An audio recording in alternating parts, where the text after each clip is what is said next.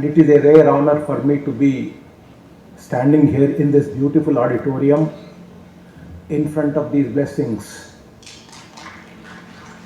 and be able to speak to you, not address you, but speak to you.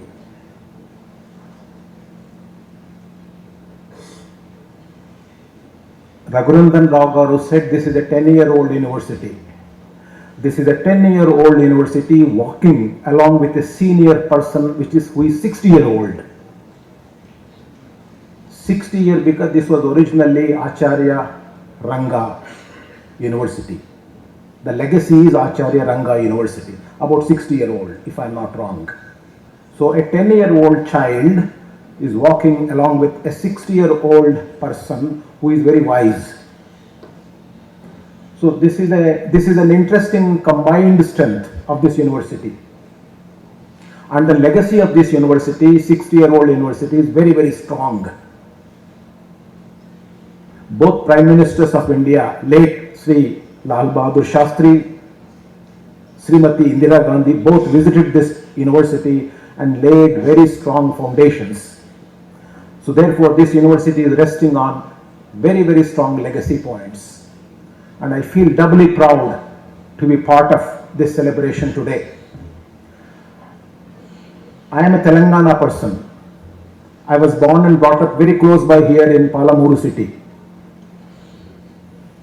I did all my schooling there in Mehboob Nagar, Palamuru. I won what is called National Science Talent Search Exam. And for this exam, I did a project in my own house. And that project was to do with plant growth. Very relevant to speak here. The question I was very fascinated by was, is plant growth regulated by different wavelengths of light? So I actually did the experiment in my house. I measured plant growth, exposing plants to different wavelengths of colors. I set up an experiment, I measured, and that experimental result actually mirrored the chlorophyll absorption spectrum. Obviously, the fundamental basis of chlorophyll absorption spectrum translates into plant growth. And that was a beautiful lesson for me. I submitted that project, and the assessment bodies in National Science Talent Exam, NCERT, liked it because it was a fundamental curiosity. And they gave me the award, National Science Award. I was the first in AP then. I'm 16th in India. My scientific journey began. And the scientific journey actually was entirely driven by curiosity. Why the way the world has evolved the way it has evolved? Why it would not have evolved some other way? What is this beauty of this construct? That's the fundamental question. And when you ask fundamental questions, you need to have a method to analyze it. And the best method available now in this world to analyze things all around us is what is called method of science. This is the most powerful method. And from this method of science came a whole volume of knowledge. We know who we are. We know where we came from. We know the world, how it came about. When did it come about? How we are evolving, and how many things in scientific systems, social systems, political systems, economic systems, and in cosmology, how things happen. We have a very, very powerful tool called the method of science, with which we can analyze. We can hypothesize, we can test, we can prove, we can disprove, and therefore we can acquire a lot of knowledge, and this knowledge is our power. Minus this knowledge, we are nothing.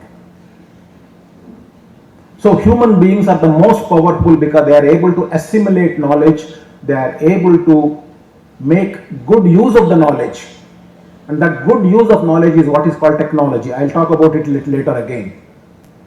So this voluminous knowledge that humanity acquired through the method of science, through objective analysis, ultimately translate into what is called education.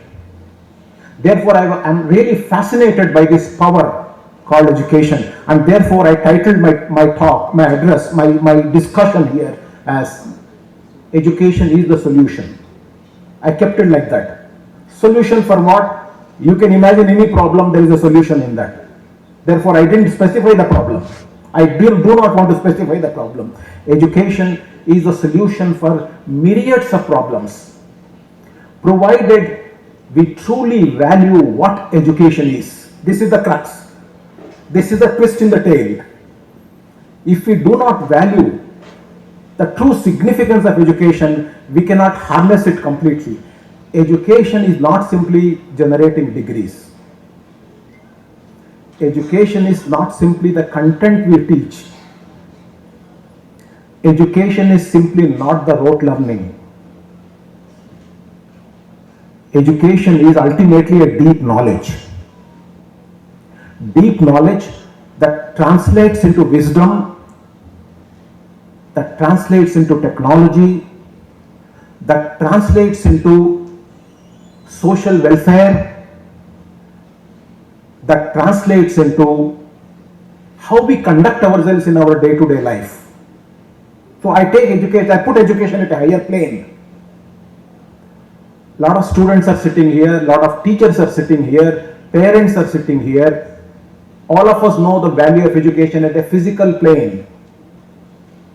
We set up schools, we set up colleges, we set up universities. We created what is called a classroom. We created curricula. We created degrees. We created grades, assessment. All these are parameters. These are all metrics that we created. This is all good. But education is truly beyond this. And this is the point I want to emphasize again and again. I will elaborate a little bit so that we all can appreciate the true significance of education that uplifts the mind, that improves our thinking ability, that conveys to us that you are beyond yourself. Your real power is not just your physical power, but it is beyond it. Ultimately, education will make you believe in opposites. Our ability to appreciate and understand opposites coming together is education. As educated, wise human beings, we should be able to appreciate things which look apparently contradictory, apparently non-linear, apparently don't make too much sense at a first level. But education must enable us to appreciate complex, contradictory, not so self-revealing, and enlightening concepts. This is very important. Unfortunately, in the classroom teachings, we only convey the content. If we are running an agricultural university, we convey the content related to agricultural technology, agricultural production, agricultural mechanisms, agricultural issues. That is good. That content is required. But we must make our students go beyond this content. This is so for any educational institution who specialize in particular fields. This take home that we make education a tool that is beyond the degrees is now becoming very evident in national education policy. For the first time in national education policy, we discussed 3-4 very important things. It is very relevant to point out here. We discussed what is called higher order thinking. If you have read National Education Policy document, there is a statement called our education must provide higher order thinking in the human mind. That's number one. Number two, National Education Policy actually emphasized on multidisciplinary, interdisciplinary learning. We should not put ourselves in different immiscible boxes. Knowledge doesn't work like that. Knowledge is always intertwining. So our students, while learning agricultural sciences, must be able to appreciate the relevance of agricultural sciences in a social context, in an economic context, in a political context. So one should contextualize knowledge in the real world. And contextualization of knowledge in the real world requires that you be multidisciplinary. You don't be linear in your learning. You be non-linear in your learning so that you can appreciate your content in the context of multiple things that are happening in the society around you. That's number two, important take home of NEP. Third important take home of NEP is what is called learning outcomes. Earlier we did not discuss this. We only did learn. We kept on learning. But now we are actually defining what is called learning outcome. And this we are defining at multiple stages of learning, from school education to high school education to college education to university education. We are now defining what is the outcome of this learning. Some benchmarking has been done now. This is an important exercise because whenever we learn, there must be an outcome. An outcome that can be measurable, an outcome that is much more broader as well. An outcome ultimately that should be universal. So learning outcome has been defined at multiple levels of education in relation to its curriculum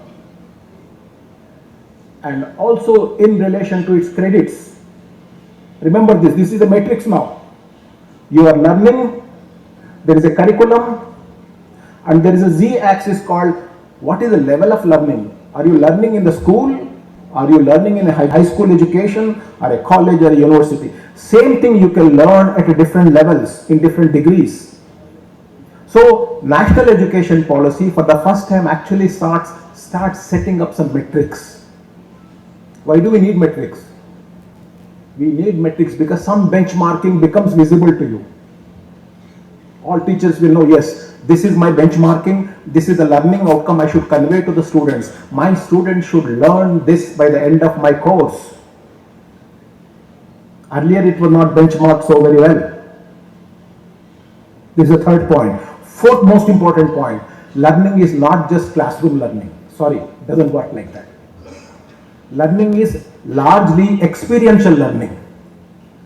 First time we are learning about a term called experiential learning. You learn because you experience learning. This is interesting, right? You don't learn simply because you are reading. Reading a document, hearing a person teach you does not make you learn. It certainly does not make you learned. I'm sorry. You learn and you become learned only when what you have got becomes your experience internally. This is a very beautiful concept called experiential learning. Your externalia based input, classroom input, coaching class input, or a discussion room input, tutorial input, all should become your internal thing called experience. This is a strong antidote for what is called rote learning. Typically in our school system we used to teach the child to rote learn by heart. Please remember, learning by heart doesn't give you experience of learning. You must ensure that the child is experiencing what you are teaching. Even in a young child, when you convey something, the child should experience that. In that case, when the child experiences, child internalizes. Let us say you are teaching the concept of counting. The child should experience that 2 plus 2 becomes 4, not by rote. In his or her mind, 2 plus 2 should become 4. The child should be able to visualize it, internalize it. Conceptual learning is what is called experiential learning. And when we do this kind of experiential learning, I think the power of learning is much deeper.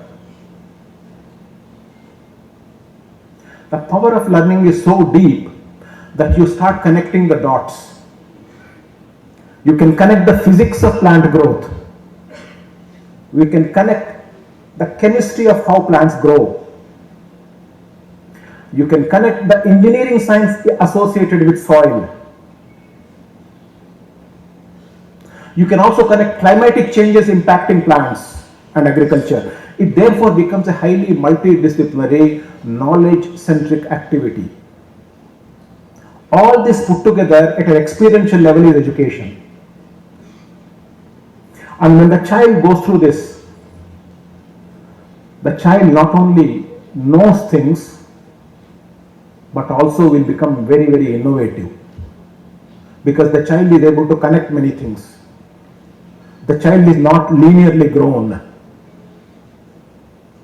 Child is able to connect many things in the system that he or she has learned.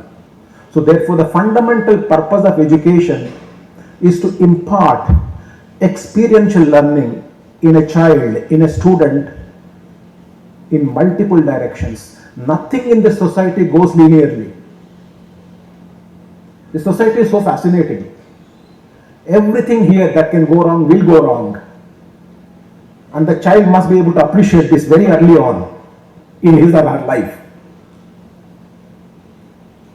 When I start my first class in biology, I'll give you an example. My most beautiful example is the following.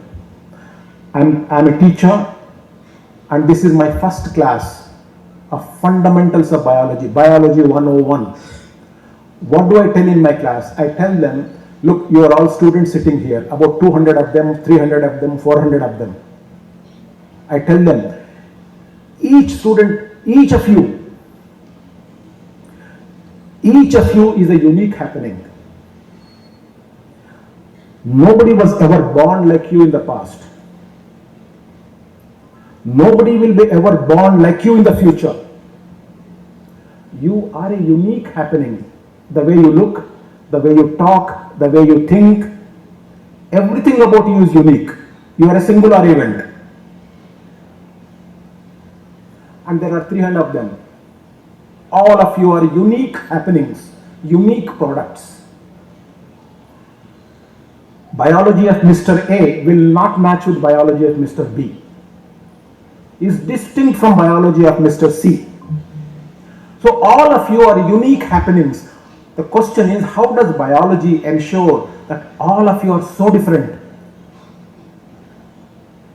Although your genomes are 99.99% identical. So the question really in biology is, with very, very, very, very small changes in the genomes, how is that each of you are so different? This is a very interesting question to ask. And if you really want to get the answers, the real mechanics of this answer, you really have to study biology very deeply. And that's the only reason why you should study biology, because you know why you are the way you are after learning biology. And you will know why your neighbor is the way he or she is.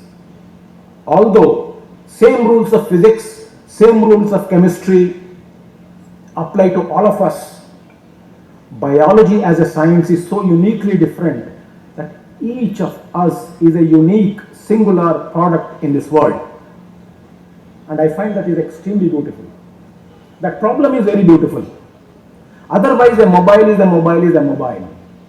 Very different problem. But a human being is very different from another human being, very different from another human. How does this happen? This is one reason why one should study biology in its deep levels. Looking at the protein changes, looking at signaling changes, looking at metabolic changes, and connecting it to the way we are wired. Although I am only 0.001% different from you, I am 100% different from you. This is a very difficult and very, very fascinating scientific question which biologists have been answering very, very successfully now.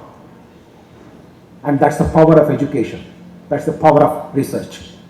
Similarly, if you look at galaxies, each galaxy is different from another galaxy. Very different. The way galaxy was formed and the way the galaxy will die. Galaxies also are born and dead. Fundamentals of each galaxy is very different from others. So the principle of being very different from one another is universal in this natural system.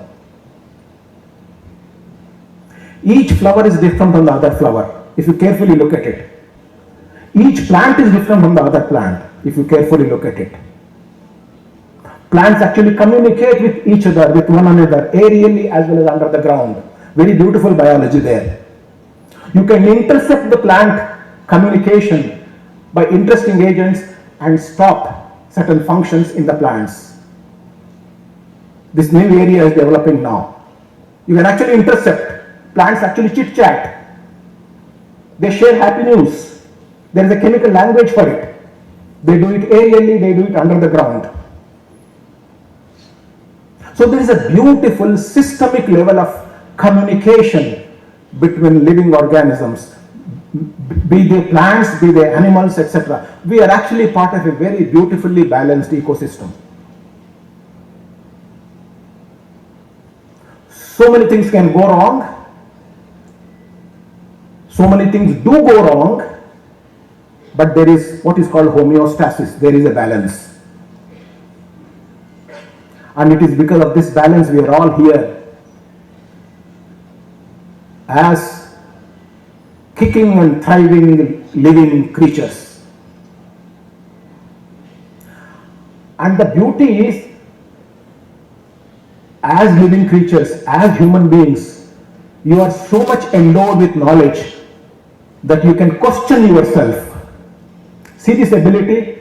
The ability to question yourself, the ability to ask questions about yourself is a fantastic ability. Other creatures don't have this. You can ask very fundamental questions about yourself. So here is a creation in this natural world where you are created, but you have been given uncanny abilities, immeasurable abilities to question yourself. This, I think, is a very beautiful design. So there are two reasons why we have to be extremely grateful to this creation. I am not using the word God, I am saying creation. One, you are unique, unmatched with anybody else at a real level.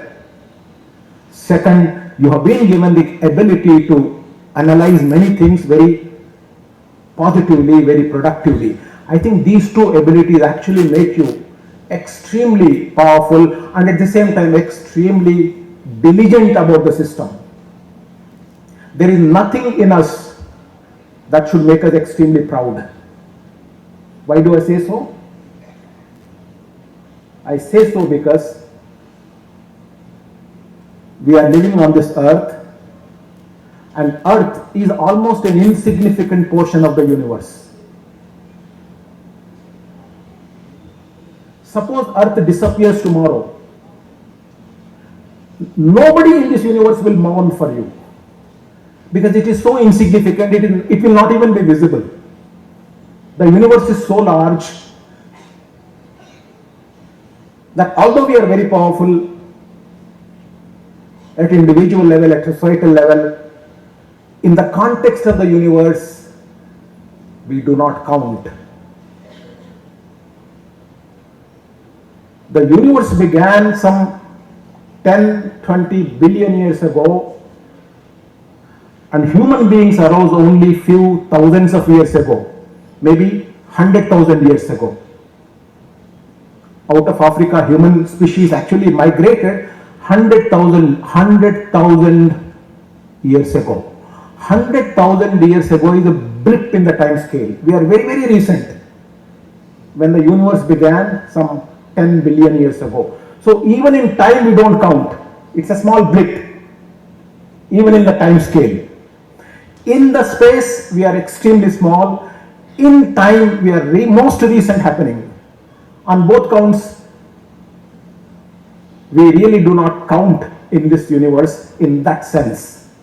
But we count in this universe because we have the ability to analyze things, to critically analyze things and do things good to others and also harm others very immensely. We have both the powers. So I contextualize human being as an embodiment of knowledge, a person, a creature that has perfected the toolkits of education, is able to combine many different knowledge streams in education and generate highly educated children. All this power is there in the education. How much we harness this is completely up to us. How universities harness it is completely up to us. It all depends on how good our teachers are, fundamentally. The bottom line is, if you generate committed, dedicated and enlightened teachers, I think the universities will thrive very well. It is not the resources, it is not the facilities, it is not the technology that makes the universities high ranking. It is the committed teachers who go and inspire the students. How do the teachers inspire the students? The teachers inspire students in such a manner that the students start learning on their own. When the students learn on their own, without much help from the teachers, then the cycle of learning becomes very deep in the students. All of us are made by one teacher who actually inspired us. Go do it. Go do it yourself. Don't depend on others. That is the level of inspiration if you are able to trigger in the students early on. And I think the academic cycle of that student has really begun. Academic cycle of the student doesn't go by academic calendars. It goes by igniting the student to go and learn. To go and learn wherever learning is possible. Inside the classroom if possible, outside the classroom, reading in the libraries, or doing experiments and learning, failing. Many times they fail, but they have to learn. So in this process of learning and relearning and unlearning, student should not be averse to risk. There are a lot of failures when the student is going through education. Because the nature of education is such that you fail many times. Because many concepts are difficult concepts. You don't learn as much. So you have to keep doing it. If you are not averse to risk, then you have a huge future in front of you. Because you are not afraid of failing. Failure is only internal process, you remember. Internally you may fail, but you come back again. It is very important for all the students to ensure that their internal connect is strong. I'm repeating, make sure that your internal connect is very strong. Internal connect to what? Internal connect to yourself. You should have a fair idea of who you are, your abilities, your deficiencies, and start correcting yourself. An outside person may not know your deficiencies as well. Even the best teacher sometimes may not be able to tell the students where your deficiencies are. The best teacher is the one who will ask the student to discover your deficiencies. So in this grand design, the student is a teacher. The student is truly a teacher because the student will teach himself or herself. And the teacher is a student because teacher has to learn all the time. So these are two wheels that keep running and they propel each other. This is how the education system truly should go on. Sarvepalli Radhakrishnan was an inspiring teacher. Just his presence will inspire students. Very deep teacher. Right? And he was a lifelong learner. He was a lifelong student.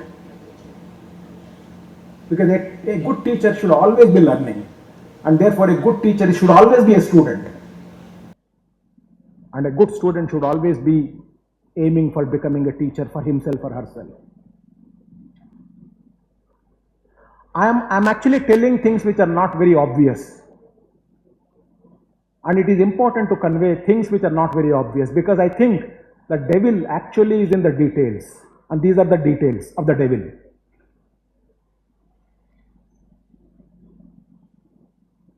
Unfortunately, textbooks and lecture notes are very linear. They are very obvious. They give you content. They may even give you degrees, but they may not give you insight. So if you want to get insights out of contents, then you have to use a different method. And that different method is self-introspection and deep analysis, connecting dots, and learning from different sources, and making that learn experiential. So all these different tricks are not taught in typical curriculum-based education. Unfortunately, I am sure most of my teachers agree with me. All these things come by your own internal meditation, internal thinking. And therefore, one chitka, one trick that every student should do is to develop an internal connect with your own mechanism inside. That is, there is you, but there is also somebody inside you. And if you have that connect, you will know who you are, what your deficiencies are, and where you cannot go and where you can go. This is an important secret, please realize. So I have described you certain features associated with education, and the true power of education, and the way one should conduct oneself when one is in the class and when one is outside the class, and how the learning process should go on.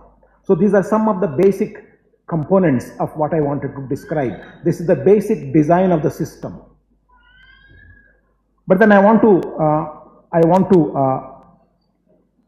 come to another point. And the point is the following. You are part of a society now which is extremely aspirational, Indian society. We are at a sweet spot where we are a very large number of aspiring minds. We also have resources because we are fifth largest economy. We also have an opportunity to create technology now. We are doing good technology now. There are a lot of innovations happening in the country. So we are at a very crucial, critical juncture as a society, as a country, that we must get our act together. We have about 10, 20, 30, 40 years window now to do some very significant things that get counted globally. Using the power of education, we should uplift our economy from fifth to third, which is going to happen in 2-3 years. The estimates clearly indicate. And the real trick is to lift up the economy from third to first. When you lift up your economy from third to first, you have to overcome two adversaries. You know the adversaries. To overcome those two adversaries, we need to do two most important things. We need to generate enough wealth in the system that our per capita income becomes at least 10-fold higher. Is it doable? Another school of thought says it is possible to do it. Some of us feel it is possible to do it. And why do we feel it is possible to do it? It is possible to do it because we have two hidden powers in our society. One hidden power is we have not become a very strong manufacturing base. If we become a very strong technology-driven manufacturing base, because we have the demographic dividend, if we are able to produce many useful things for the rest of the world, there is a possibility that we will hit high. That's number one. Number two, we have not fully harnessed women power, Nari Shakti, in our society yet. We have just begun realizing it. Almost 50% of our power is still not fully expressed. If we create a societal ecosystem that is congenial and positive enough for harnessing women power in our society, we have a very good chance that we will become extremely productive society in the years to come. These are the two ways. For the first to implement, we need to educate our youth extremely well. Coming back to education. Unless you educate your youth, your children, comprehensively and deeply, we will not be innovative enough, we will not have enough manufacturing base in the system, that you will not be able to generate enough wealth per capita. As a society, we should become sensitive, aesthetically pleasant, so that we can start respecting very deeply our Nari Shakti. If we start doing this as a society, as a societal ecosystem, if we start doing it, there is a very good chance that we will become what is called Vikasit Bharat. This is not an utopia, this is not a conjecture. It is possible to do it, but for that to happen, we should have a complete overhaul in our ecosystem. Will it happen? I would say it will happen. I would say it so because I am convinced about it. Why am I convinced about it? I am convinced because when we started off as a free country, some 75 years ago, we almost had nothing. We were extremely dependent on all kinds of external suppliers. Nobody imagined that this country will stay this peaceful, this long as a single country, and will become fifth largest economy from 100th at the bottom. This is very true. Nobody imagined this. There was no hope on this country in 1947. Doomsdays were predicted. But as a country, we stood together. There were internal perturbations. We stood together. We are a strong nation with so many languages and cultures and methods. We are a single strong nation. And going together reasonably well. You look around us, so many wars are going on. As a country, we are reasonably productive, peaceful, and as a society, we make changes. Government change without a single bloodshed. There are problems, but we still go on very well. You compare yourself around. See how many problems are there. So as a single largest democracy, we are staying together as a strong unit in spite of all kinds of differences. And the differences will be there. We have come to the fifth level. We are going to go to the third level in 2-3 years. This was unpredictable. Nobody predicted this. As this generation, we are leaving the country very strong, for sure. As next generation, they should make it number one. It is possible. It is very much possible, provided we do a total transformation in all of us internally. And the power of education has to be realized for that. The only tool is education for all types of aberration that we have inside. You educate your sons very well, the crime against women will decrease. Please educate your sons very well. Don't leave them to coaching classes.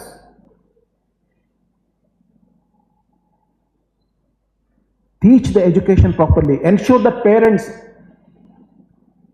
refine the minds of sons so that there is safety of daughters ensured in the society.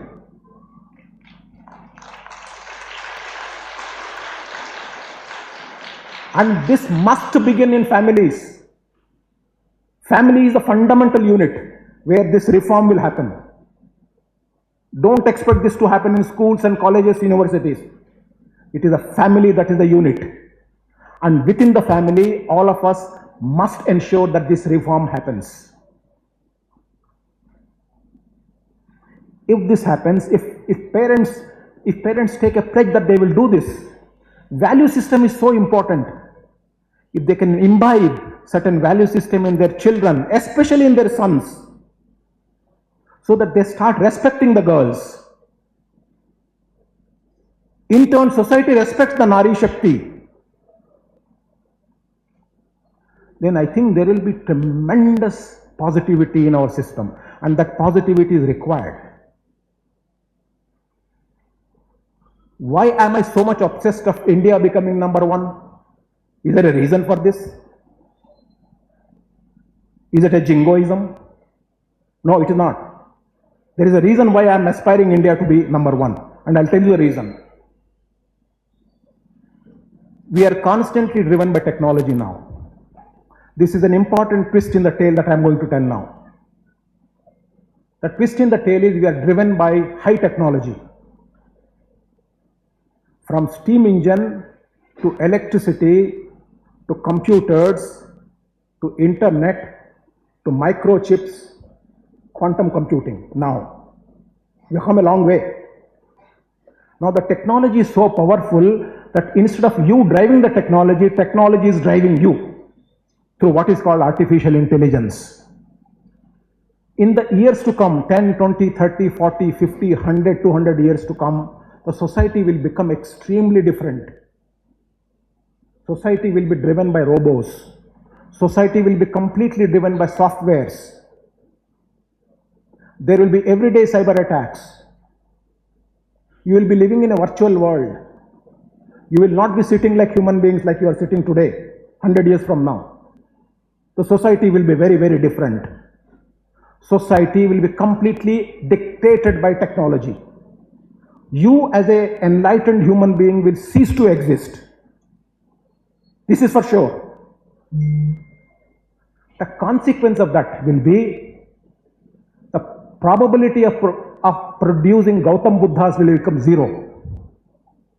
The society will not be able to produce Gautam Buddhas, Mahatma Gandhis, Sarvepalli Radhakrishnans, Swami Vivekananda, Albert Einstein, Tolstoy, Michael Faraday, Agastya, Swami Bhagavan Ramana Maharshi, all these people will never come. Even if they come, you will not recognize them. They'll be so different because you are so bothered about your tools that the game changers will not happen. And that's a serious tragedy, because in all our history, when things got turbulent, these people came and rescued us. Shankaracharya came at a crucial time and rescued Hinduism from its internal factions. Swami Vivekananda came at turbulent times and rescued it. Swami Aurobindo, one after the other, they sequentially came as if somebody programmed them. So this society, Bharat, was rescued by very eminent, saintly people and learned people and enlightened people. That will stop happening after 100 to 200 years because we'll become wedded to technology. Therefore, India is the only country, Bharat is the only country that can judiciously combine technology with human wisdom. There is no other country that can combine it so judiciously, intelligently. So this is the hope that when India, Bharat becomes number one, there will be opportunity for not only artificial intelligence, but natural intelligence. They should coexist. It is only in Bharat that is possible. That is the only reason I want India to become number one. Not that we will have 200 missiles to kill each other. No, that's not the purpose. The purpose is India, Bharat is the only society that has the ability to combine human knowledge, human intelligence with artificial intelligence and save the globe. I am not talking out of my hat. I am talking out of my inner feelings, my in-depth knowledge of what we are and what the society is. And for all this to happen, there is only one tool: education, proper education, good quality education, deep education. If we do it now, in the decades to come, whatever we have done, it's okay, past. But from now onwards, if we educate our youth very well, very critically, very analytically, and aesthetically, there is a good possibility that enough number of intelligent youth will happen in this country to drive this country to bigger heights. I think my thoughts are very reasonable. I'm not talking emotionally here, I'm talking out of deep, pure logistics. And I'm putting things in context. So, I hope you are all convinced about my hypothesis, my thesis, my logic. And if you are not convinced, please think about it. You will get convinced.